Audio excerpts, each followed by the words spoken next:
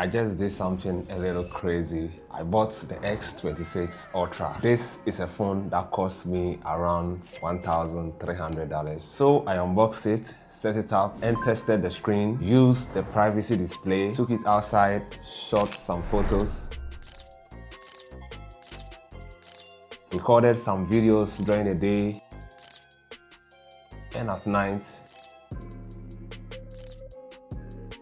and used it like my normal phone. And these are my first honest impressions.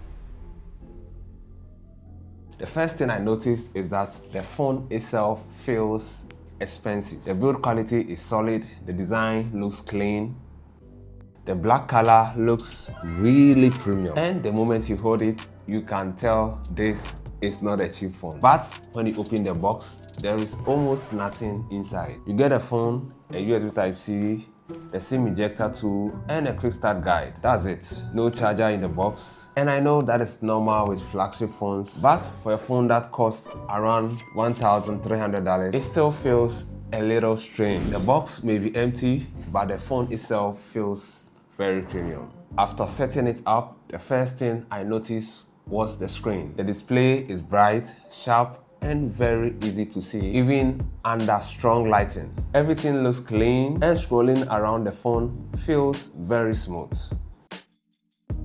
But one thing I had to do immediately was change a few settings. By default, mine was in light mode, so I had to change it to dark mode. Then I went into the display settings and changed the screen resolution to QHD because I wanted to use the best quality the screen can give me. And that is something I think people should know. When you buy a phone like this, don't just assume everything is set to its best settings. Some of the things you pay for may need to be turned on manually. Now the phone is beautiful, but this is big.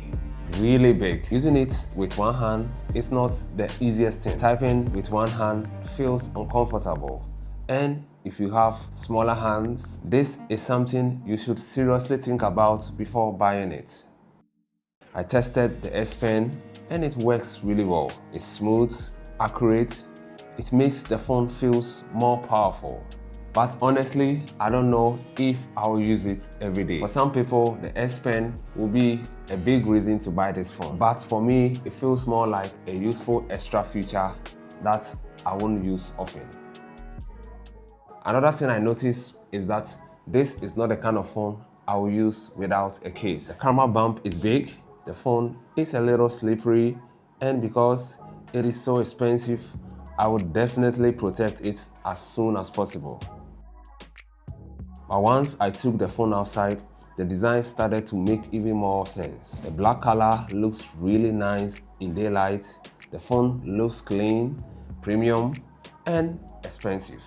It is the kind of phone people will notice when you use it outside.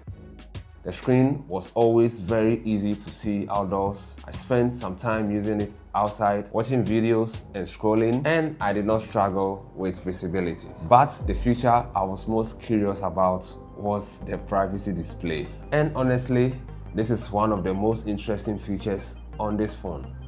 When you turn it on, the screen becomes much harder to see from the side. So if someone is standing beside you, they cannot clearly read what is on your screen. And if you want stronger privacy, there is a maximum privacy option that makes it even more difficult for people around you to see what you are doing. I can see myself using this feature a lot in public, especially when I'm entering password, checking private messages, or using banking apps.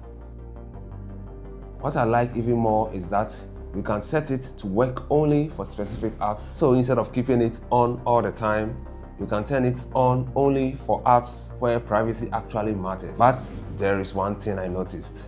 When privacy display is on, the screen does not look exactly the same.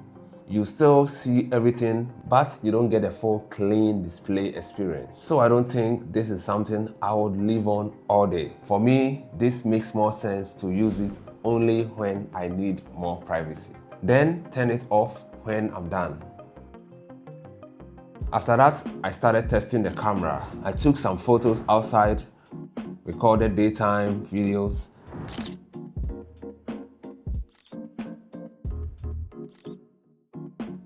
tested the selfie camera,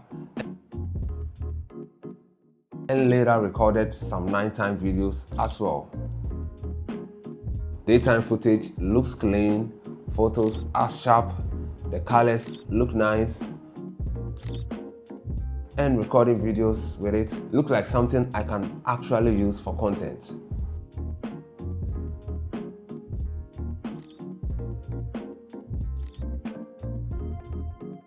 At night, the phone also gave me some really nice results. I started shooting in 4K and later switched to 8K just to see what the phone could do.